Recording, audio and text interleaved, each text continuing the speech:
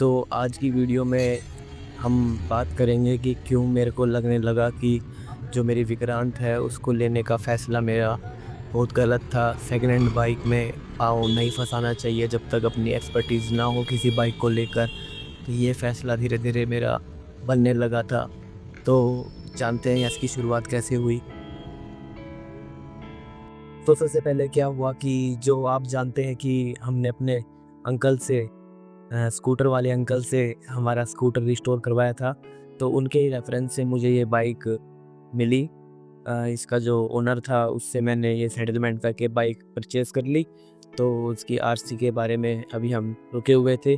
लेकिन क्योंकि बाइक का इंजन भी उसका इंजन जो था वो बंधवाना था, उसका काम बाकी था। तो इंजन के काम के चलते उसके अंदर एक जो आवाज़ आ रही थी, अजीब-सी आवाज़ आ रही थी, जैसे किक मारने के बाद उसके नीचे से या फिर मैग्नेट साइड से आवाज़ आ रही थी। तो अंकल ने बोला कि ठीक है, इंजन का काम होगा तब हो सकता है अंदर से होगी।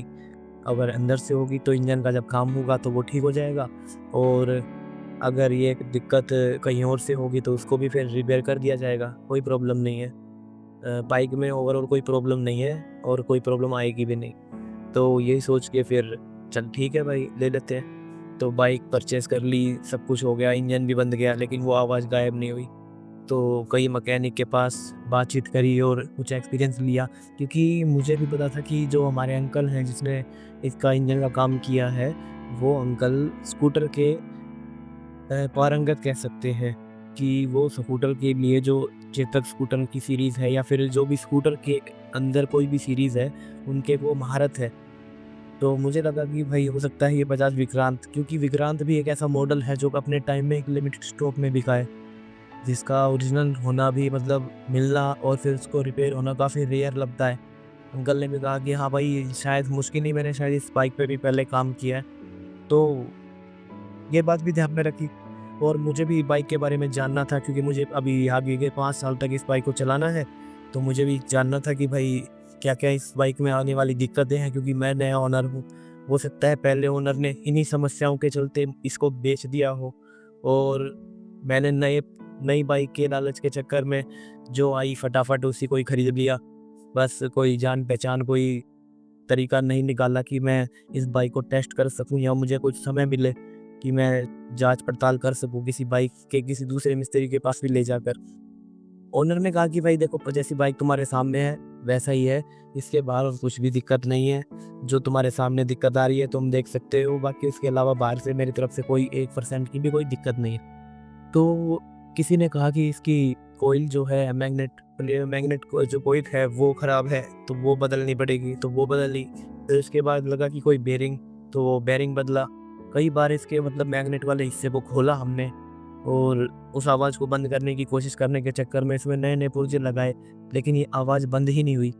और फिर देख सकते हो कि मैंने लंबी लिस्ट निकाल के मैंने यूट्यूब पे भी बहुत सर्च करा, अलग-अलग कीवर्ड ट्राई करे।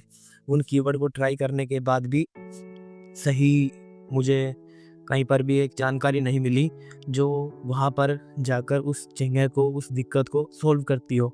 तो हार कर अब क्या हुआ, अंकल अपने आखिरी पड़ाव पे पहुँचे कि भाई देखो, अब इससे बाहर कुछ नहीं है। तो हाल ही में ऐसा हुआ कि मैंने एक मिस्त्री से पूछा कि भाई इसमें कितना क्या खर्चा आ जाएगा अगर आवाज़ बंद करवाने का काम मैं तुमसे करवाऊँ? तो उसने कहा कि मेरे पास लास्ट 2000 रुपये का खर्चा आ जाएगा।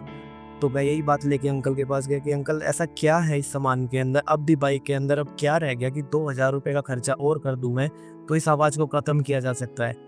उससे बाहर हमने इतना खर्चा कर दिया है कि 600, 700, 800 रुपए की जो ये अपनी प्लेट आ गई है, कोईल आ गई है, जो करंट बनाती है, और उसके बाद इतना सारा सामान-सुमून लग रहा है, फिर क्या फ़ायदा है मतलब कि अब भी 2000 रुपए लगाने पड़े। तो अंकल ने कहा कि भाई मुझे लगता है कि जो ये तेरी गरारी है, वो इसमें कुछ दिक्कत है।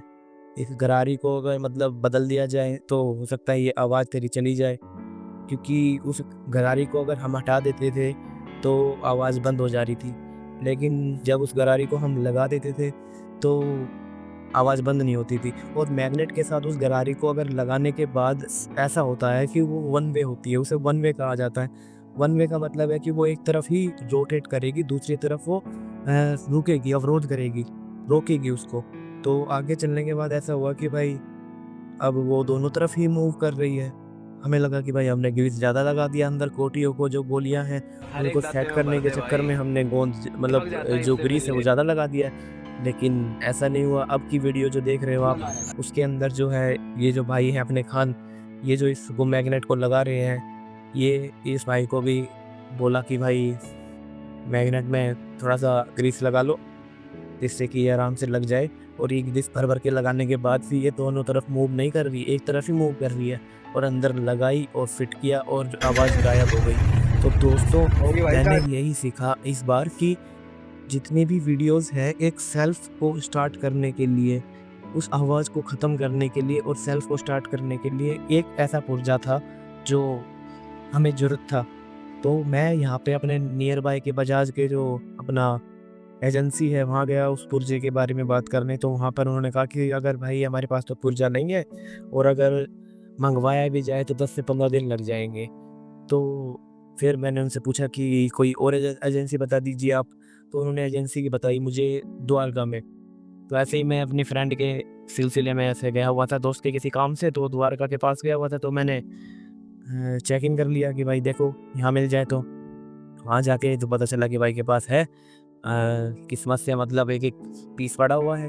तो मैंने वो गिरारी ले ली और साथ में वो जो गोलियां और उसका सेट था वो पंजे वाला, वो ले लिया। वो लेके मैं दुकान वाले के पास आ गया। तो बाइक से फिट कराए, फिट कराने के बाद सेल्फ मारी, स्टार्ट हो गया। तो दोस्तों इतनी सारी खोज, इतना सारा परिश्रम, कम से कम 6 से 7 महीने मतलब जब लिए हो गए मुझे इस बाइक को।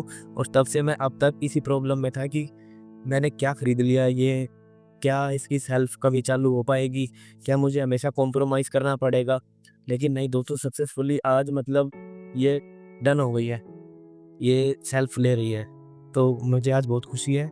तो मैक बॉक्स अनबॉक्सिंग में दोस्तों मैं ऐसी जानकारी आपको देता रहता हूँ, क्योंकि पहले मेरे पास डिस्कवर बाइक थी तो उसके भी मैं आपके साथ शेयर करने वाला हूँ। जो आगे मेरे पास कंटेंट है पीछे से एडिट करके उसको डालूँगा। और चेतक के बारे में भी, जो बजाज चेतक है जो अभी देखने को भी नहीं मिलता है, उसके बारे में बहुत सारी वीडियोस अभी आने वाली हैं दोस्तों। क्योंकि टाइम नहीं मिल रहा है एडिटिंग का जैसे टाइम मिलता रहेगा वीडियोस आती रहेंगी। लेटेस्ट टॉपिक पहले मैं पुराने को कवर करना चाहता हूँ, फिर उसके बाद लेटेस्ट टॉपिक को भी कवर करेंगे। तो दोस्तों मिलते हैं अगली वीडियो में।